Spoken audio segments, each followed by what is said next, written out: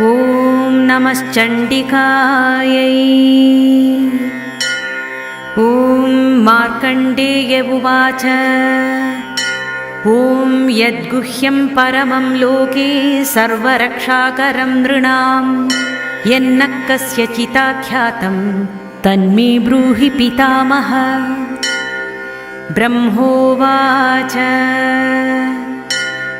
अस्ति गुह्यतमं विप्र सर्वभूतोपकारकं देव्यास्तु कवचं पुण्यं तच्छृण्णुष्व महामुने।